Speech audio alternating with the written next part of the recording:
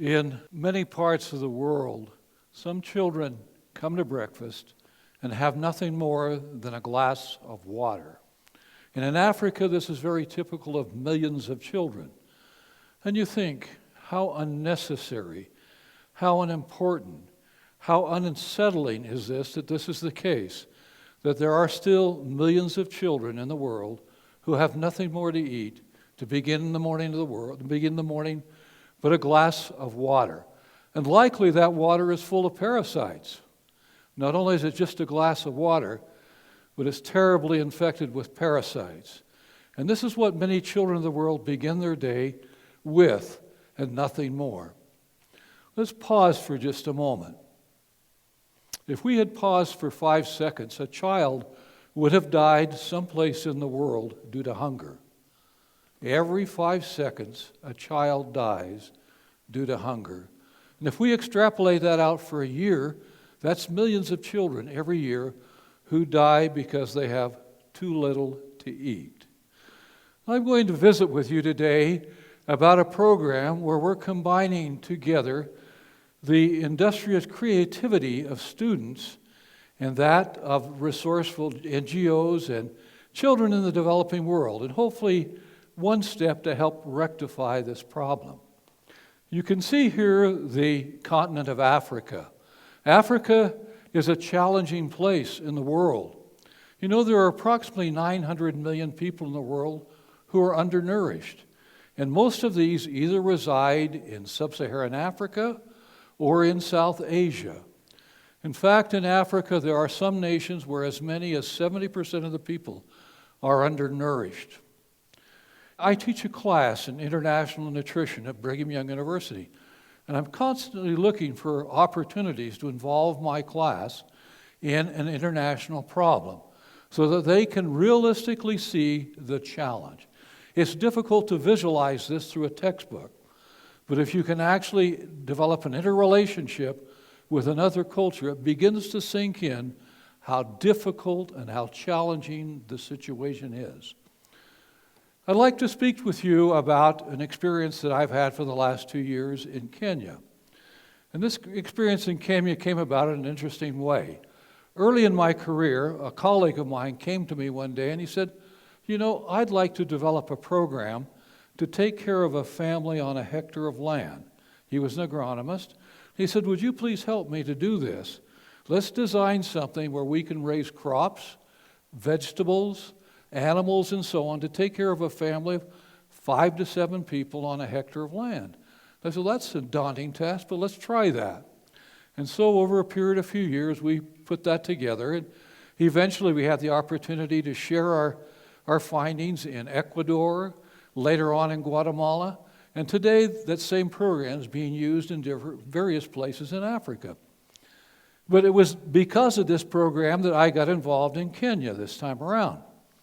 There were 2 NGOs, the Institute for Self-Reliant Agriculture and the Coins for Kenya group, and they said, we'd like to start a program in Kenya like the one that you developed for Latin America, and we'd like to do it in Kenya. And I said, you know, the program requires that you know the nutritional needs of the children before you can do it effectively. I said, why don't you let my students in my international nutrition class evaluate the nutritional status of these children so that as you design the crops and the animals and the other portions of this program, that it'll be in such a way, they'll be designed in such a way that you'll meet the nutrient needs of these children. And so they said, well, go ahead, let's do that. Well, the area where we're working is near Mombasa, in southeastern Africa, in a rural setting, involving a series of small villages. Well, as we looked at the diets, we found that the diets basically consisted of corn. Can you imagine if every day of your life you sat down and ate nothing but corn? Well, 80% of the diet is corn. And corn is a great source of energy, but it's seriously deficient in many, many nutrients. And you can just imagine the challenging nutritional situation that these children face on a diet which contains nothing more than corn. Well, this is a typical child's diet. As we looked at these diets, we said, send the diets to us. And this is Lovano's diet. She's from the village of Gona. And if you look at that, you'll notice that she is eating nothing for breakfast. She has nothing for a break. And at lunchtime, she simply eats a mixed cup of corn and beans. And then evening, she eats a dish called ugale, which is corn, just a corn water paste, and a couple of glasses of water. And that is to sustain her life.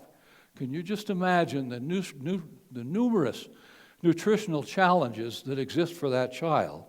Things like vitamin A and vitamin C are extremely important, almost negligent in their diet. Why do we need vitamin A? Well, vitamin A is necessary for vision. Vitamin A deficiency is the leading cause of blindness for children in Africa and in Asia. Vitamin A also important in maintaining the immune system. Without adequate vitamin A, these children are unable to withstand disease. They're very susceptible to disease. That's an extreme challenge that they face. And so we saw some real great problems here. And I just show this slide using animal examples to portray human problems. The birds on the left are being fed corn. The source of protein is corn. In the middle, the source of protein is wheat. And the larger ones on the right are being fed quinoa. And quinoa is very important here because quinoa contains large levels of lysine. And corn contains very low levels of lysine. And because it contains such low levels of lysine, it's unable to sustain the growth of children.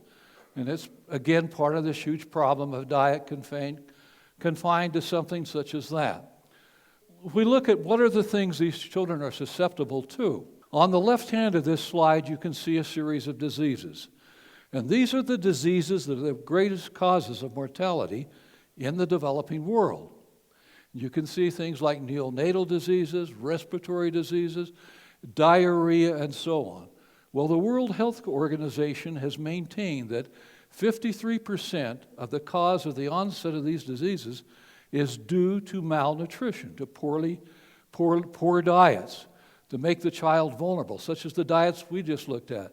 A child who doesn't have enough vitamin A or enough zinc, or other things which support the immune system. Well, the child in the front is from the village where we're working. This is the village of Gona. And this child is severely stunted because of a number of things. Numerous nutrient deficiencies are in his diet. Stunting is a form of chronic undernutrition. That means that for week after week, year after year, this child has had to consume extremely poor quality diets, and stunting has set in. Another thing which was very alarming to us is that 20% of the children in this village were wasting. And wasting means that a child can't support his or her body weight relative to their height. It's what happens when we starve. And so 20% of these children were actually nearing starvation. Their diets were so poor. And one of the things that really concerns me is the one on the far right. And that has to do with learning ability. These children were probably subjected to poor quality diets when they were even in the fetal stage. And every year thereafter, they've had poor quality diets. Their diets have contained too little iron, too little iodine, too little vitamin B12. And all of these important nutrients affect a child's ability to learn, the development of their cognitive skills. And so these children are already at a great disadvantage in their life because of prior nutrition. And we can resolve this to some degree by improving the diet and making these nutrients available. How do we deal with this situation? And this is something that's always a challenge. I came into my profession as an industrial agriculturalist, trying to produce as much food as possible for the great and glorious industrial society we live in. But a few years into my career, I found out a great deal of empathy and concern for people in the developing world, and found that there was a great need to join together forces in nutrition and agriculture to solve this need. You would think that's a natural, but out in the real world, it doesn't happen. You would think people producing food and people who teach nutrition are a natural unity. And this is something I've been striving to do throughout my career, is to bring those together. So how do we do that? Well, in this community of Gona, we're starting out with a family garden. Actually, this is a school garden in this case. And the children you see there have planted a garden with 17 different fruits and vegetables of relatively high nutritional quality. And gardens are great because they have lots of vitamin A and vitamin C in them. And these are two of the nutrients which are most deficient in the diets of these children. And so through vegetables, through fruits, we can start to rectify some of these nutritional problems. So we've had the children have a village garden, or rather a school garden, where they can harvest the vegetables periodically and consume in their school activities. To help in this measure, I have the students in my class have an email relationship with the students in Kenya. Each of my students has a Kenyan that they email. Now, it's a little bit of a challenge because the schools where we work, they don't have electricity. The children don't have computers, but the teacher does. So we email the teacher, and then he in turn goes off to a village some miles away and prints them off and gives them to his students. But what are the things that we teach through email? One is that we share nutritional knowledge. Our students are learning nutrition in the classroom.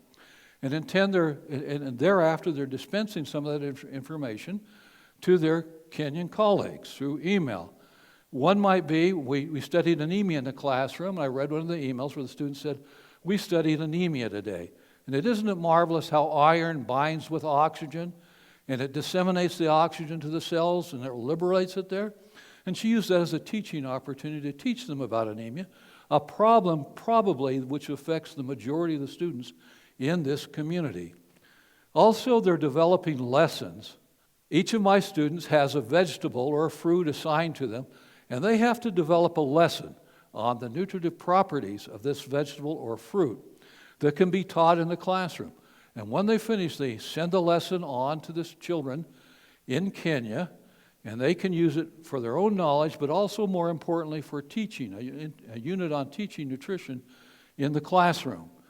Well, this is the diet. Remember early in the presentation I showed you Luvano's diet. And my students now are nutrition students, and one of the things they should be able to do is to evaluate somebody's diets and recommend changes. Now, there aren't a lot of opportunities in this community. One thing that we do have is the garden that we've planted. And so how can we use that garden to enhance or supplement the nutritional diet of these students? I must say to you, when I distributed these diets to the children, rather the students in my class, they all wept. They were so taken back by the severity of the diets of these children, and I wept with them.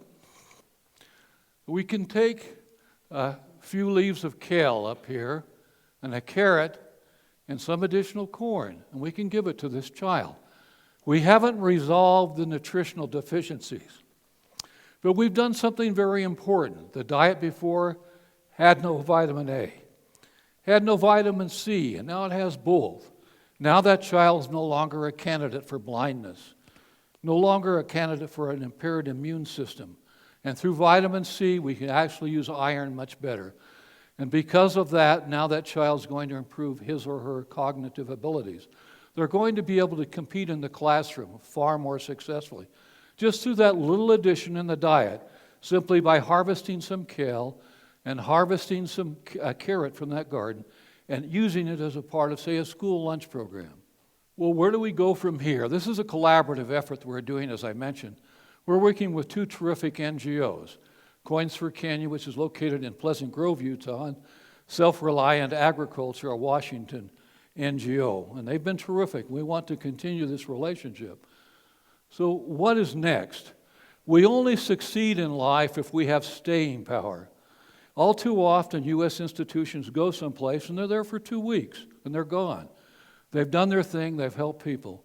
We know that to make a difference in these communities, we have to be there for the long run. So as years come on, semesters come on, I'm going to continue to evolve my class in trying to deal with the nutritional problems of this community. And you and I, all of us here today, have an opportunity to help sub-Saharan Africans in one way or another, perhaps through our resources, through our knowledge, or some other way. It's my hope that we can help to rectify the tremendous nutritional disadvantages of children who start their day with no more than a glass of water.